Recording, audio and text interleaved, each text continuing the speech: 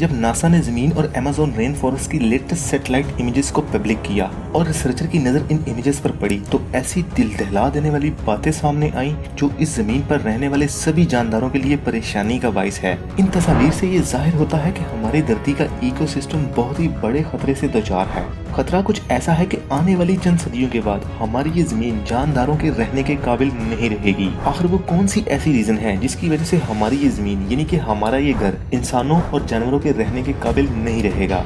The info deport की इस video में आपका एक बार फिर से वेलकम है। टाइम मैगजीन के मुताबिक साल 2023 पिछले 100 सालों में से सबसे गर्म तरीन साल रहा है। 2024 और आने वाले साल इससे भी ज्यादा गर्म हो सकते हैं। इसी तरह जमीन के पोल्स की बर्फ बहुत ही तेजी से पिघल रही है। जमीन पर बहुत से मुकामात ऐसे हैं जहां पर आज से 20 साल पहले गर्मी का नामो निशान नहीं था, मगर अब वहां पर भी गर्मी पड़ना शुरू हो गई है। इसी तरह जमीन पर बहुत से मुकामात ऐसे हैं जहां पर हद से ज्यादा बारिशें और बहुत से मुकामात ऐसे भी हैं जहां पर बारिशें बिल्कुल ना के बराबर हैं। इसी तरह हमारी जमीन पर और भी बहुत सारी तब्दीलियां रूनुमा हो रही हैं। इन तब्दीलियों के पीछे हमारी धरती का इकोसिस्टम और क्लाइमेट में चेंजिंग है। धरती के इकोसिस्टम को बहुत ही बुरी तरह मुतासर किया जा रहा है। जिस तरह अमेज़न रेन फॉरेस्ट हमारी धरती के इकोसिस्टम का इंतहाई अहम हिस्सा है, जो साउथ अमेरिका समेत पूरे 9 मुल्कों तक फैला हुआ है, जिसमें Brazil, Bolivia, Peru, Ecuador, Colombia, Venezuela, Guyana, Suriname और फ्रेंच गयाना शामिल है, जो फ्रांस का समंदर पार इलाका है। इस जंगल का total area 6.7 million square kilometre है।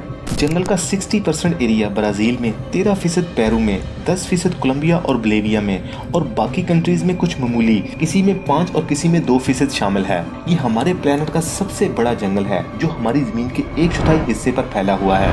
जमीन के 1/4 हिस्से पर फैला होने के बावजूद जमीन पर जितने भी पौधे और जानवर पाए जाते हैं, इनका 1/3 हिस्सा इस जंगल में पाया जाता है। इसके अलावा हमारी जमीन पर पाई जाने वाली ऑक्सीजन का 20% हिस्सा अमेज़न जंगल ही की देन है और इसके बदले ये एनवायरनमेंट से कार्बन डाइऑक्साइड और ग्रीन हाउस गैसों को अपने अंदर जज्ब करता है।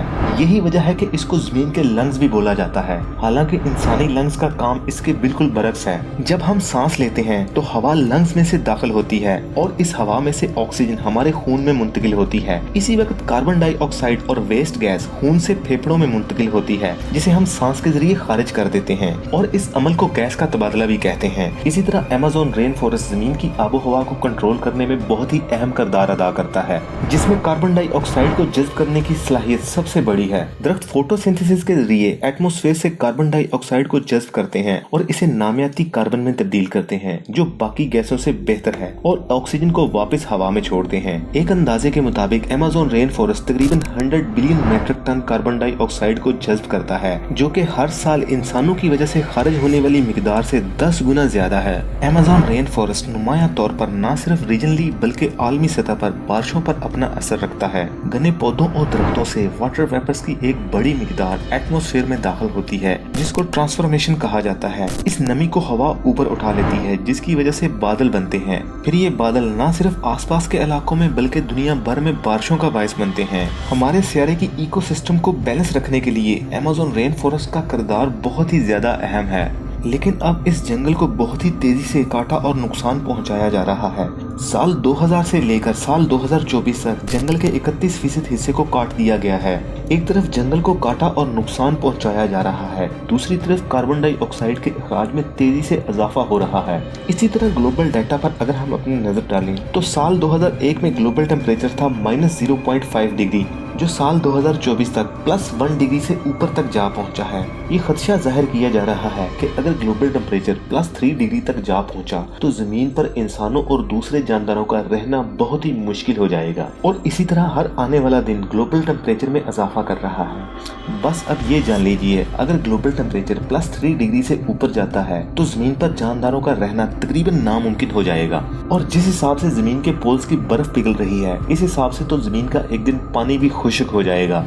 इन सारी चीजों के पीछे न सिर्फ जंगलों की कटाई बल्कि और भी बहुत सारी चीजें ऐसी हैं जो क्लाइमेट चेंजिंग का बायस बन रही हैं। पूरी दुनिया की इलेक्ट्रिसिटी में से 37% कोयले को जलाकर हासिल की जाती है, जिसमें 8 बिलियन मीट्रिक टन कोयला जलाया जाता है। कोयले को न सिर्फ बिजली बल्कि और भी काफी सारे मकासद के लिए जलाया जा रहा है, जो कि हर साल जमीन पर जलने वाले कोयले की मिकदार तकरीबन 9 बिलियन मीट्रिक टन बनती है।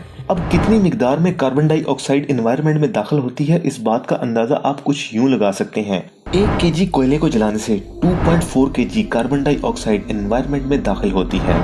जनवरी 2022 के डाटा के मुताबिक ये अंदाजा लगाया गया कि पूरी दुनिया में सड़कों पर नजर आने वाली कार्स की तादाद 1 बिलियन से ज्यादा है जो पेट्रोल और डीजल इंजनों पर चलती हैं। इसके अलावा ट्रक, बसेस, मोटरसाइकिलों की तादाद 1 बिलियन के करीब हो चुकी है जो पेट्रोल और डीजल इंजनों का इस्तेमाल करते हैं। जमीन पर जब 2 बिलियन से ज्यादा व्हीकल पेट्रोल और डीजल को जलाएंगी तो कार्बन डाई ऑक्साइड और ग्रीन हाउस गैसेज का एक बड़ा हिस्सा एनवायरनमेंट में दाखिल होगा। इस बात का अंदाजा आप कुछ यूं लगा सकते हैं कि 1 लीटर पेट्रोल या डीजल को जलाने से 2.3 KG carbon dioxide environment में दाखिल होती है। जमीन पर छोड़े जाने वाली कार्बन डाई ऑक्साइड और दूसरी ग्रीन हाउस गैसों की टोटल मिकदार में से 48% इन व्हीकल की वजह से है जिनमें पेट्रोल दिन रात जल रहा है। जमीन पर कार्बन डाई ऑक्साइड का अखराज करने वाली कंट्री में से सबसे पहला नंबर चाइना का है जो 11,336 million metric tonne carbon dioxide का हर साल अखराज करती है। चाइना में CO2 का अखराज का सबसे बड़ा जरिया फॉसल फ्यूल है, खास तौर पर जब वो कोयला जलाते हैं। चाइना की तरफ से पैदा की जाने वाली टोटल एनर्जी का तकरीबन 58% हिस्सा कोयले से आता है जो कि कार्बन डाइऑक्साइड से भरपूर होता है।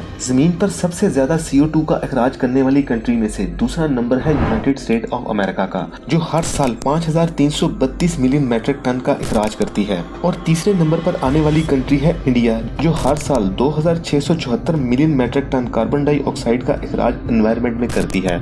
नंबर 4 पर है रशिया जो हर साल 1,712 million metric tonne carbon dioxide का अखराज करती है। नंबर 5 पर है जापान जो हर साल 1,600 million metric tonne carbon dioxide को एनवायरनमेंट में दाखिल कर रहे हैं। पूरी दुनिया में मुसलसल CO2 के अखराज में तेजी से इजाफा हो रहा है जिसकी वजह से जमीन का क्लाइमेट तेजी से तब्दील हो रहा है और हर आने वाला दिन पहले से ज्यादा गर्म हो रहा है। अगर हमने CO2 के अखराज को बंद या कम न किया तो आने वाली नस्लों को बहुत ही बुरे नताइज का सामना करना पड़ सकता है।